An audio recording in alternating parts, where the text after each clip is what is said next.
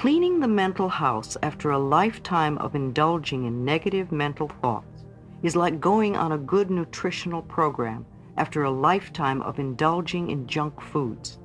They both can often create healing crises. As you begin to change your physical diet, the body begins to throw off the accumulation of toxic residue, and as this happens, you can feel rather rotten for a few days. So it is when you make a decision to change mental thought patterns. Your circumstances can begin to seem worse for a while. Recall for a moment the end of a Thanksgiving dinner. The food is all eaten and it's time to clean the turkey pan. The pan is all burnt and crusty, so you put in hot water and soap and let it soak for a while. Then you begin to scrape the pan. Now you really have a mess, and it looks worse than ever. But just keep scrubbing away, and soon you'll have a pan as good as new. It's the same thing with cleaning up a dried-on, crusty mental pattern. When we soak it with new ideas, all the gook comes to the surface to look at. Keep doing the new affirmations, and soon you will have totally cleared an old limitation. So we have decided we are willing to change, and we will use any method that works for us. Let me describe one of the methods I've used with myself and with others. First, go look in a mirror and say to yourself, I am willing to change. Notice how you feel. If you are hesitant or resistant or just don't want to change, ask yourself why. What old belief are you holding on to? Please don't scold yourself. Just notice what it is. I'll bet that belief has been causing you a lot of trouble. I wonder where it came from. Do you know? Whether we know where it came from or not, let's do something to dissolve it now. Again, go to the mirror and looking deep into your own eyes, touch your throat and say out loud 10 times, I am willing to release all resistance. I am willing to release all resistance. Mirror work is very powerful. As children, we received most of our negative messages from others looking us straight in the eye and perhaps shaking a finger at us. Whenever we look into the mirror today, most of us will say something negative to ourselves. We either criticize our looks or berate ourselves for something. To look yourself straight in the eye and make a positive declaration about yourself is, in my opinion, the quickest way to get results with affirmations. Chapter 6, Resistance to Change. I am in the rhythm and flow of ever-changing life. Awareness is the first step in healing or changing. When we have some pattern buried deeply within us, we must become aware of it in order to heal the condition. Perhaps we begin to mention the condition, to complain about it, or to see it in other people. It rises to the surface of our attention in some way, and we begin to relate to it. We often attract a teacher, a friend, a class or workshop, or a book to ourselves that begins to awaken new ways to approach the dissolving of the problem. My awakening began with a chance remark of a friend who had been told about a meeting. My friend did not go, but something within me responded, and I went. That little meeting was the first step on my pathway of unfoldment. I didn't recognize the significance of it until some time later. Often our reaction to this first step is to think the approach is silly or that it doesn't make sense. Perhaps it seems too easy or unacceptable to our thinking. We don't want to do it. Our resistance comes up very strong. We may even feel angry about the thought of doing it. Such a reaction is very good if we can understand that it is the first step in our healing process. I tell people that any reaction they may feel is there to show them They are already in the process of healing or changing. Many people think nothing is happening until the total healing takes place, but that is not true. The process begins the moment we begin to think about making a change. Impatience is only another form of resistance. It is resistance to learning and to changing. When we demand that it be done right now, completed at once, then we don't give ourselves time to learn the lessons involved with the problems we have created. If you want to move to another room, you have to get up and move step by step in that direction. Just sitting in your chair and demanding that you be in the other room will not work. It's the same thing. We all want our problems to be over with, but we don't want to do the small things that will add up to the solution. Now is the time to acknowledge our responsibility in having created the situation or condition. I'm not talking about having guilt, nor about being a bad person for being where you are. I am saying to acknowledge the power within you that transforms your every thought into experience. In the past, we unknowingly used this power to create things we did not want to experience. We were not aware of what we were doing.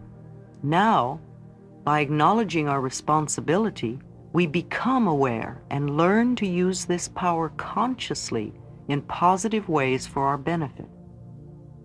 Often when I suggest a solution to the client, a new way to approach a matter of forgiving the person involved, I will see the jaw begin to clench and jut out and the arms cross tightly over the chest. Maybe even fists will form. Resistance is coming to the fore, and I know we have hit upon exactly what needs to be done.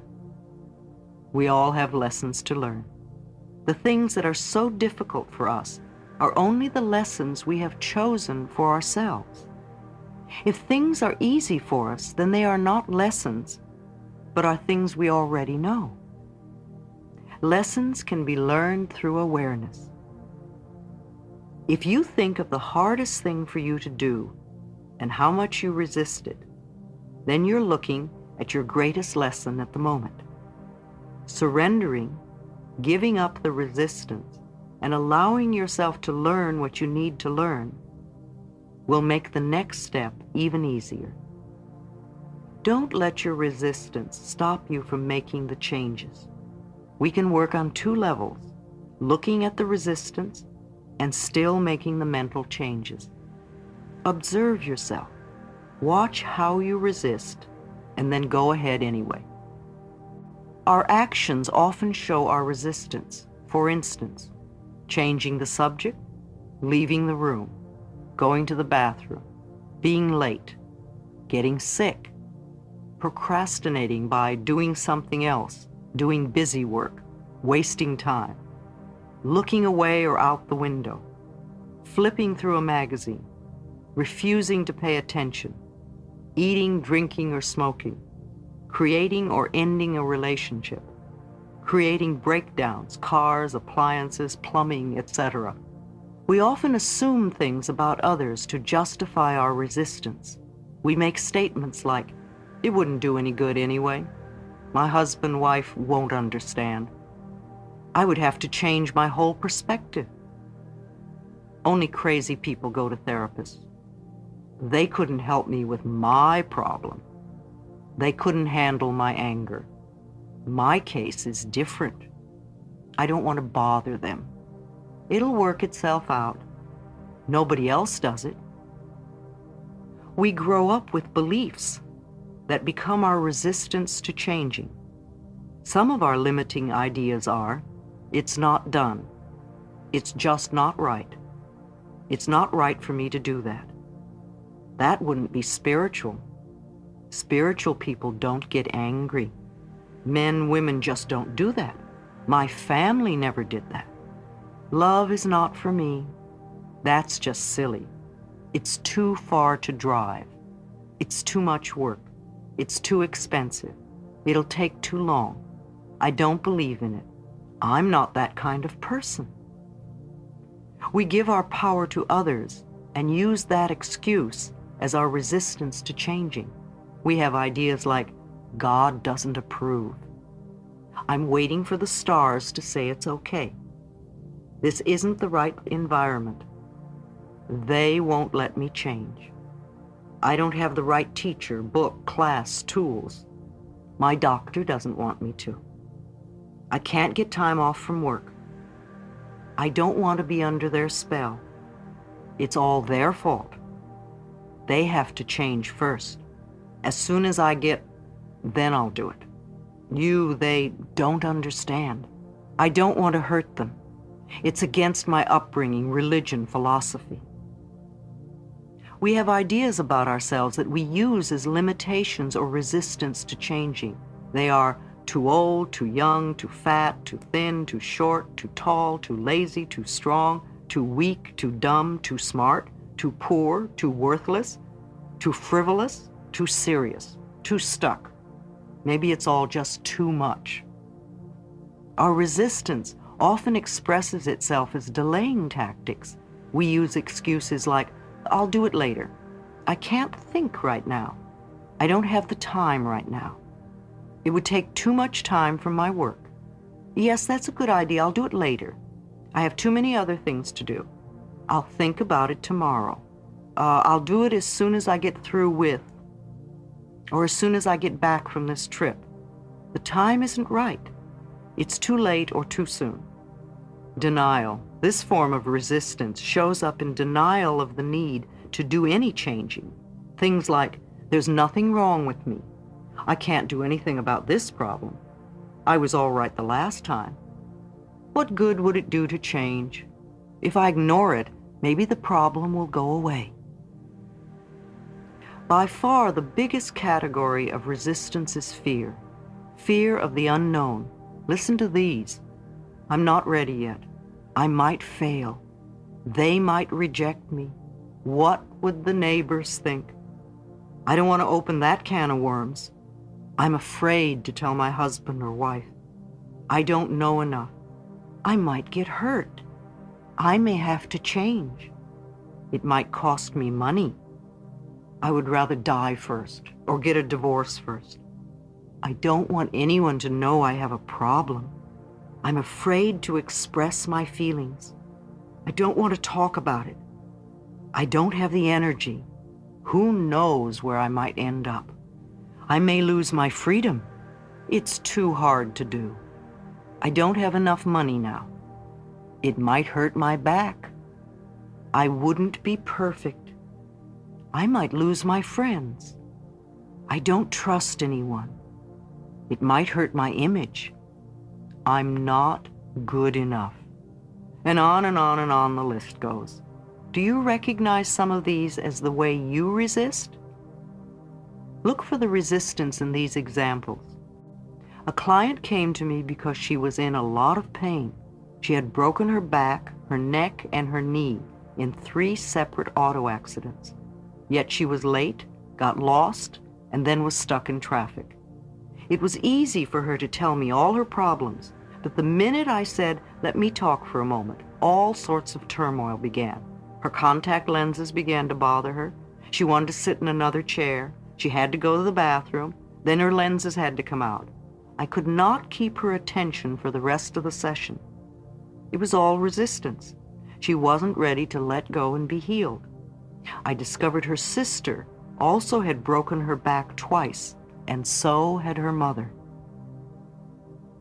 Another client was an actor, a mime, a street performer, and quite good at it. He bragged at how clever he was at cheating others, especially institutions. He knew how to get away with almost anything, and yet he got away with nothing. He was always broke, at least a month behind in the rent, often without a telephone. His clothes were tacky, work was very sporadic, he had lots of pains in his body, and his love life was zilch. His theory was that he couldn't stop cheating until some good came into his life. Of course, with what he was giving out, no good could come into his life. He had to stop cheating first. His resistance was that he was not ready to let go of the old ways. Leave your friends alone. Too often, instead of working on our own changes, we decide which of our friends needs to change. This, too, is resistance. In the early days of my work, I had a client who would send me to all her friends in the hospital. Instead of sending them flowers, she would have me go to fix up their problems. I would arrive with my tape recorder in hand, usually finding someone in bed who didn't know why I was there or understand what I was doing. This was before I learned never to work with anyone unless they request it. Sometimes clients come to me because a friend has given them a session as a present. This usually doesn't work too well, and they seldom come back for further work. When something works well for us, we often want to share it with others, but they may not be ready to make a change at that point in time and space. It's hard enough to make changes when we want to, but to try to make someone else change when they don't want to is impossible, and it can ruin a good friendship. I push my clients because they come to me. I leave my friends alone. Mirror work. Mirrors reflect back to us our feelings about ourselves. They show us clearly the areas to be changed if we want to have a joyous, fulfilling life. I ask people to look in their eyes and say something positive about themselves every time they pass a mirror. The most powerful way to do affirmations is to look in a mirror and say them out loud. You are immediately aware of the resistance and can move through it quicker. Use it often for affirmations and to check where you are resisting and where you are open and flowing. Now, look in a mirror and say to yourself, I am willing to change. Notice how you feel. If you are hesitant, resistant, or just don't want to change, ask yourself why. What old belief are you holding on to? This is not a time to scold yourself. Just notice what is going on and what belief rises to the surface. That is the one that has been causing you a lot of trouble. Can you recognize where it came from? When we do our affirmations and they don't feel right or nothing seems to happen, it's so easy to say, oh, affirmations don't work. It's not that the affirmations don't work. It's that we need to do another step before we begin the affirmations. Repeated patterns show us our needs. For every habit we have, for every experience we go through over and over, for every pattern we repeat, there is a need within us for it. The need corresponds to some belief we have. If there were not a need, then we wouldn't have it, do it, or be it. There is something within us that needs the fat, the poor relationships, the failures, the cigarettes, the anger, the poverty, or abuse, or whatever it is that's a problem for us. How many times have we said, I won't ever do that again? And then before the day is up, we have the piece of cake, smoke the cigarette, say the hateful things to the ones we love, etc. Then we compound the whole problem by angrily saying to ourselves, oh, you have no willpower, no discipline, you're just weak. This only adds to the load of guilt we already carry. It has nothing to do with willpower or discipline. Whatever we are trying to release in our lives is just a symptom, an outer effect. Trying to eliminate the symptom without working on dissolving the cause is useless. The moment we release our willpower or discipline, the symptom crops up again.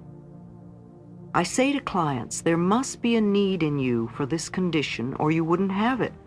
Let's go back a step and work on the willingness to release the need. When the need is gone, you will have no desire for the cigarette or the overeating or the negative pattern.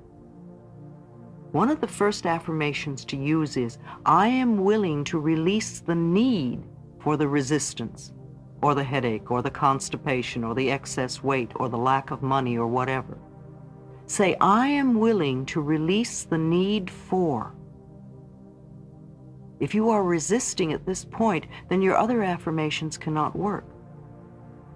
The webs we create around ourselves need to be unwound If you have ever untangled a ball of string, you know that yanking and pulling only makes it worse. Be gentle and patient with yourself as you untangle your own mental knots. Get help if you need it. Above all, love yourself in the process. The willingness to let go of the old is the key. When I say needing the problem, I mean that according to our particular set of thought patterns, we need to have certain outer effects or experiences. Every outer effect is the natural expression of an inner thought pattern. And to battle only the outer effect or symptom is wasted energy and often increases the problem. I am unworthy creates procrastination. If one of my inner belief systems or thought patterns is, I am unworthy, then one of my outer effects will probably be procrastination. After all, procrastination is one way to keep us from getting where we say we want to go. Most people who procrastinate will spend a lot of time and energy berating themselves for procrastinating. They will call themselves lazy and generally will make themselves out to feel they are bad persons. Resentment of another's good. I had a client who loved attention and usually came to class late so he could create a stir. He had been the baby of 18 children, and he came last on the list of getting. As a child, he watched everyone else have, while he just longed for his own. Even now, when someone had good fortune, he would not rejoice with them. Instead, he would say, "Oh, I wish I had that," or "Why don't I ever get that?" His resentment of their good was a barrier to his own growth and change. Self-worth opens many doors. A client who was 79 came to me. She taught singing, and several of her students were making television commercials. She wanted to do this, but was afraid. I supported her totally and explained, there is nobody like you. Just be yourself. I said, do it for the fun of it. There are people out there looking for exactly what you have to offer. Let them know you exist. She called several agents and casting directors and said, I'm a senior citizen and I want to do commercials. And in a short time, she had a commercial. And since then, she's never stopped working. I often see her on TV and in the magazines. New careers can start at any age, especially if you do it for the fun of it. Self-criticizing is totally missing the mark. It will only intensify procrastination and laziness. The place to put the mental energy is into releasing the old and creating a new thought pattern. Say, I am willing to release the need to be unworthy. I am worthy of the very best in life, and I now lovingly allow myself to accept it. As I spend a few days doing this affirmation over and over, my outer effect pattern of procrastination will automatically begin to fade. As I internally create a pattern of self-worth, then I no longer need to delay my own good. Do you see how this could apply to some of the negative patterns or outer effects in your own life? Let's stop wasting time and energy putting ourselves down for something we can't help doing if we have certain inner beliefs. Change the beliefs. No matter how you approach it or what subject matter we are talking about, we are only dealing with thoughts, and thoughts can be changed. When we want to change a condition, we need to say so. I am willing to release the pattern within me that is creating this condition. You can say this to yourself over and over every time you think of your illness or your problem. The minute you say it, you are stepping out of the victim class. You are no longer helpless. You are acknowledging your own power. You are saying, I am beginning to understand that I created this.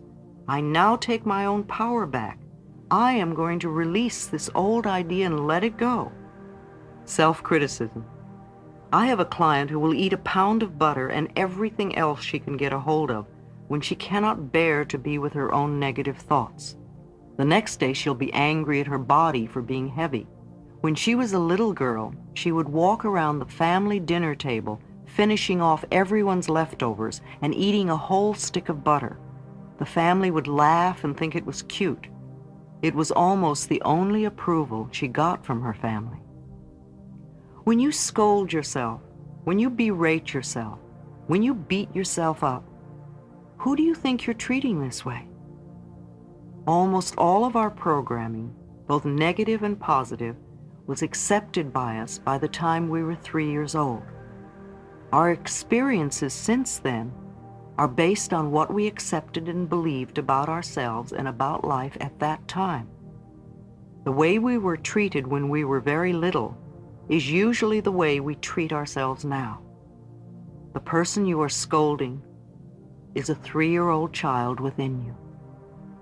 If you are a person who gets angry at yourself for being afraid and fearful, think of yourself as being 3 years old. If you had a little 3-year-old child in front of you who was afraid, what would you do? Would you be angry at it? Or would you reach out your arms and comfort the child until it felt safe and at ease? The adults around you when you were a child may not have known how to comfort you at that time. Now you are the adult in your life. And if you're not comforting that child within you, then that is very sad indeed. What was done in the past is done, and it is over now. But this is present time, and you now have the opportunity to treat yourself the way you wish to be treated. Scolding yourself only makes you more frightened, and there's nowhere to turn. When the child within feels unsafe, it creates a lot of trouble. Remember how it felt to be belittled when you were young? It feels the same way now to that child within. Be kind to yourself. Begin to love and approve of yourself. That's what that little child needs in order to express itself at its highest potential. Chapter 7, How to Change. I cross bridges with joy and with ease. I love how-tos. All the theory in the world is useless unless we know how to apply it and make a change. I have always been a very pragmatic, practical person with a great need to know how to do things. The principles we will be working with at this time are nurturing the willingness to let go, controlling the mind, learning how forgiveness of self and others releases us, releasing the need. Sometimes when we try to release a pattern, the whole situation seems to get worse for a while. This is not a bad thing. It is a sign that the situation is beginning to move.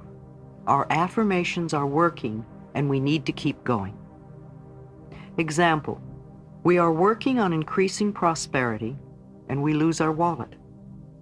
We are working on improving our relationships and we have a fight.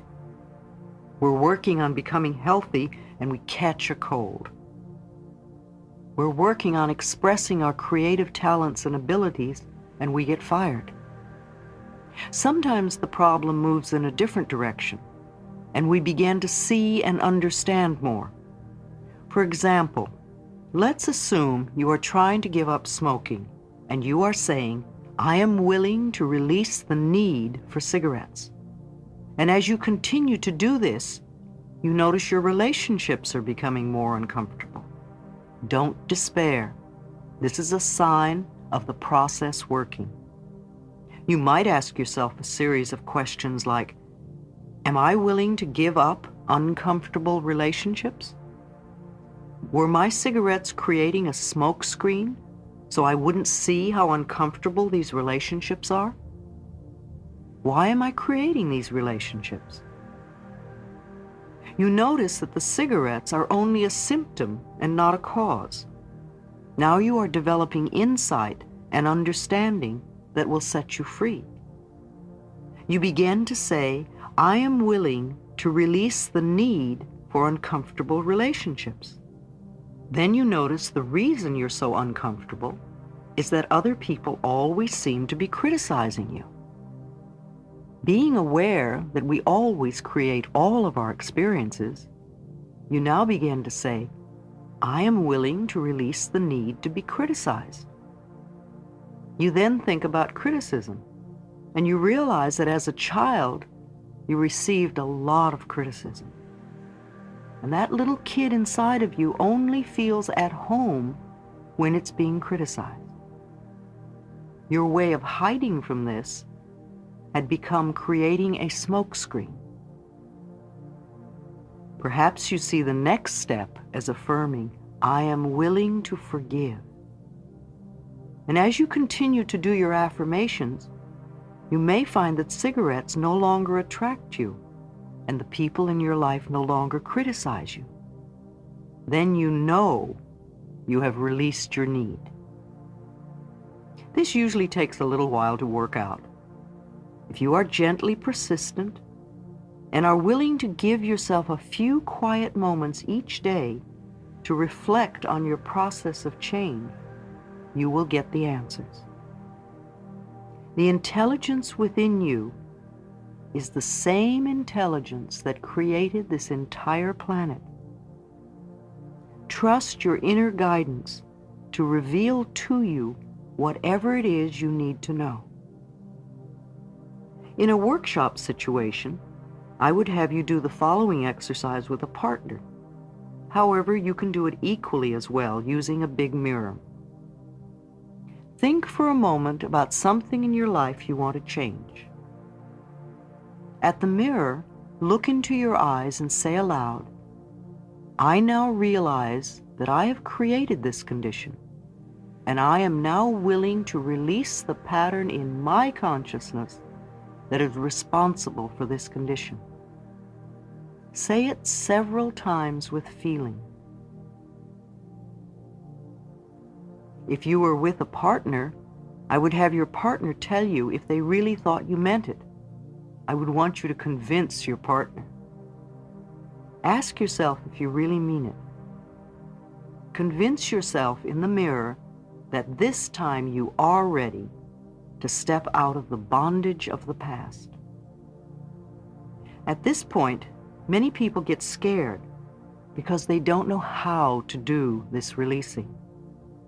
They're afraid to commit themselves until they know all the answers. That's only more resistance. Just pass through. One of the great things is that we do not have to know how. All we need is willingness. The universal intelligence, or your subconscious mind, will figure out the hows. Every thought you think and every word you speak is being responded to, and the point of power is in this moment. The thoughts you are thinking and the words you are declaring at this moment are creating your future. Your mind is a tool. You are much more than your mind. You may think your mind runs the show, but that is only because you have trained your mind to think in this way. You can also untrain and retrain this tool of yours. Your mind is a tool for you to use in any way you wish. The way you now use your mind is only a habit, and any habit can be changed if we want to do so. Quiet the chatter of your mind for a moment and really think about this concept. Your mind is a tool you can choose to use any way you wish. The thoughts you choose to think create the experiences you have. If you believe that it is hard or difficult to change a habit or a thought, then your choice of this thought will make it true for you. If you would choose to think, it's becoming easier for me to make changes, then your choice of this thought will make that true for you. There is an incredible power and intelligence within you, constantly responding to your thoughts and your words. As you learn to control your mind by the conscious choice of thoughts, You align yourself with this power. Do not think your mind is in control. You are in control of your mind. You use your mind. You can stop thinking those old thoughts. When your old thinking tries to come back, saying it's so hard to change, take mental control. Tell your mind, I now choose to believe it is becoming easier for me to make changes. You may have this conversation with your mind several times before it will acknowledge that you are in control and that what you say goes. The only thing you ever have any control of is your current thought. Your old thoughts are gone. There's nothing you can do about them except live out the experiences they caused. Your future thoughts have not been formed, and you do not know what they will be. Your current thought, the one you're thinking right now, is totally under your control. You know, if you have a little child who has been allowed to stay up as late as it wishes for a long time, and then you make a decision that you now want this child to go to bed at 8 every night, what do you think the first night will be like? The child will rebel against this new rule and may kick and scream and do its best to stay out of bed. If you relent at this time, the child wins and will try to control you forever. However, if you calmly stick to your decision and firmly insist that this is the new bedtime, the rebelling will get less and less. In a few nights, the new routine will be established. It is the same with your mind. Of course it'll rebel at first. It does not want to be retrained. But you are in control. And if you stay focused and firm, in a very short time, the new way of thinking is established. And you will realize that you are not a helpless victim of your thoughts, but rather a master of your own mind.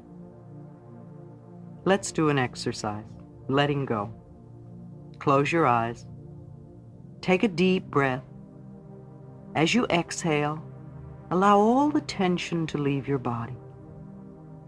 Let your scalp and your forehead and your face relax.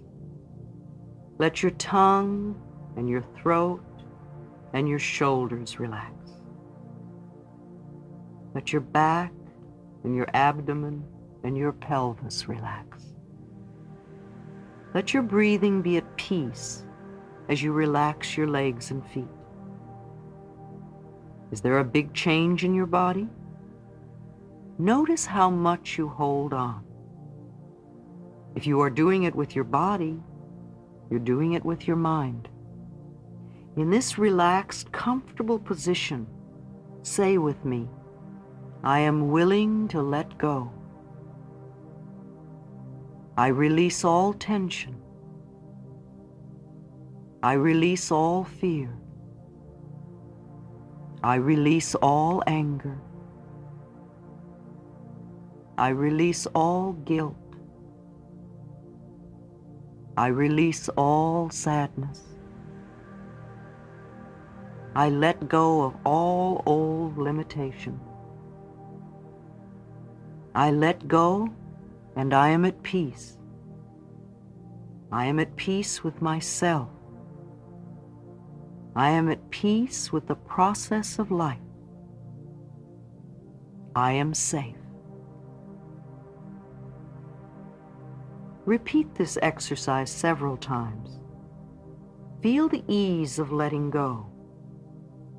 Repeat it whenever you feel thoughts of difficulty coming up. It takes practice for the routine to become a part of you. Place yourself in this peaceful state first, and it becomes easy for your affirmations to take hold. You become open and receptive. There is no need to struggle or stress or strain. Just relax and think the appropriate thoughts. I assure you, it is this easy. Physical releasing. Sometimes we need to experience a physical letting go. Experiences and emotions become locked in the body. Screaming in the car with all the windows rolled up can be very releasing. if we've been stifling our verbal expression. Beating the bed or kicking pillows is a harmless way to release pent-up anger, as is playing tennis or running. A while ago, I had a pain in my shoulder for a day or two, and I tried to ignore it, but it wouldn't go away. Finally, I sat down and I asked myself, what's happening here? What am I feeling? It feels like burning, burning, burning. That means anger. What are you angry about? I couldn't think what I was angry about. So I said, well, let's see if we can find out. And I put 2 large pillows on the bed, and I began to hit them with a lot of energy. And after about 12 hits, I realized exactly what I was angry about. It was so clear. So I beat the pillows even harder and made some noise and released the emotions from my body. And when I got through, I felt much better. And the next day, my shoulder was fine. Letting the past hold you back. Some people tell me they cannot enjoy today because of something that happened in the past. Because they did not do something or do it in a certain way, they cannot live a full life today. Because they no longer have something they had in the past, they cannot enjoy today. Because they were hurt in the past, they will not accept love now. Because something unpleasant happened when they did something once, they are sure it will happen again today.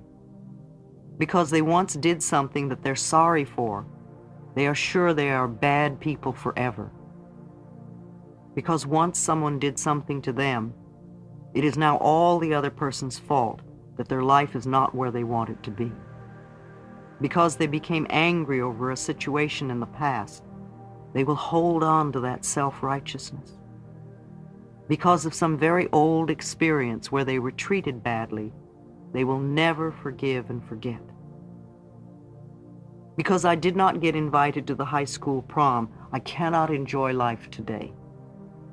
Because I did poorly at my first audition, I will be terrified of auditions forever. Because I am no longer married, I cannot live a full life today. Because my first relationship ended, I can no longer be open to love. Because I was hurt by a remark once, I will never trust anyone again. Because I stole something once, I must punish myself forever. Because I was poor as a child, I will never get anywhere. What we often refuse to realize is that holding on to the past, no matter what it was or how awful it was, is only hurting us. They really don't care. Usually they are not even aware. We are only hurting ourselves by refusing to live this moment to the fullest. The past is over and done and cannot be changed. Even when we grunge about the past, we experience our memory of it in this moment, and we lose the real experience of this moment in the process. Exercise, releasing. Let us now clean up the past in our minds. Release the emotional attachment to it. Allow the memories to be just memories. If you think back to what you used to wear in the 3rd grade, usually there is no emotional attachment. It's just a memory. And it can be the same for all the past events in our lives. As we let go, we become free to use all of our mental power to enjoy this moment and to create a grand future. Make a list of all the things you are willing to let go. How willing are you to do this? Notice your reactions. What will you have to do to let these things go? How willing are you to do so? What is your resistance level? All right, let's move to forgiveness. Forgiveness of ourselves and of others releases us from the past. The Course in Miracles says over and over that forgiveness is the answer to almost everything. I know that when we are stuck, it usually means there is some more forgiving to be done. When we do not flow freely with life in the present moment, it usually means we are holding on to a past moment. It can be regret, sadness, hurt, fear, or guilt, blame, anger, resentment, and sometimes even the desire for revenge. Each one of these states comes from a space of non-forgiveness, a refusal to let go and come into the present moment. Love is always the answer to healing of any sort, and the pathway to love is forgiveness. Forgiveness dissolves resentment. There is an old Emmett Fox exercise for dissolving resentment that always works. He recommends that you sit quietly, close your eyes, and allow your mind and body to relax. Then imagine yourself sitting in a darkened theater, and in front of you is a small stage. And on that stage, place the person you resent the most. It could be past or present, living or dead.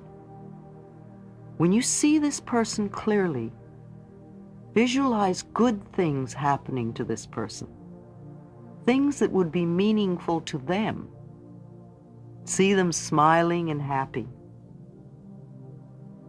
Hold this image for a few minutes and then let it fade away. And I like to add another step. As they leave the stage, put yourself up there and see good things happening to you, and see yourself smiling and happy. And be aware that the abundance of the universe is available for all of us. This exercise dissolves the dark clouds of resentment most of us carry. For some, it will be very difficult to do. Each time you do it, you may get a different person. Do it once a day for a month, and notice how much lighter you feel. Here's an exercise for revenge. Those on the spiritual pathway know the importance of forgiveness. For some of us, there is a step that is necessary before we can totally forgive. Sometimes the little kid in us needs to have revenge before it is free to forgive. For that, this exercise is very helpful. Close your eyes, sit quietly and peacefully, and think of the person who is hardest to forgive. And what would you really like to do to them? What do they need to do to get your forgiveness? And imagine that happening now. And really get into the details. How long do you want them to suffer or do penance? And when you feel complete, condense time and let it be over forever. And usually at this point you feel lighter and it's easier to think about forgiveness. Now, to indulge in this every day would not be good for you, but to do it once as a closing exercise can be very freeing. Forgiveness. Now we're ready to forgive. Do this exercise with a partner if you can, or do it out loud if you are alone. Again, sit quietly with your eyes closed and say, "The person I need to forgive is, and I forgive you for." The person I need to forgive is, and I forgive you for. And do this over and over.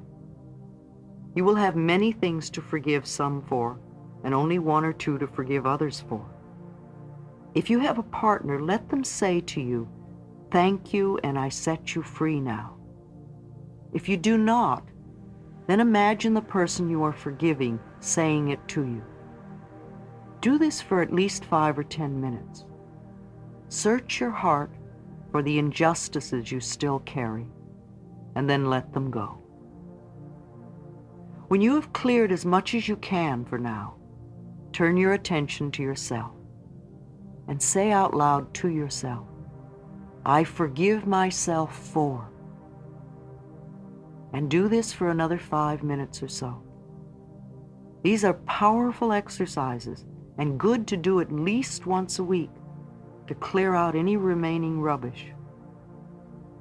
Some experiences are easy to let go, and some we have to chip away at until suddenly one day they just let go and dissolve. Here's another good exercise. Begin to visualize yourself as a little child of 5 or 6, and look deeply into this little child's eyes.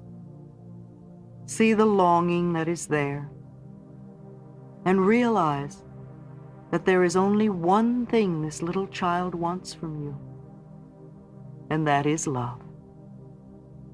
So reach out your arms and embrace this child. Hold it with love and tenderness. Tell it how much you love it, how much you care.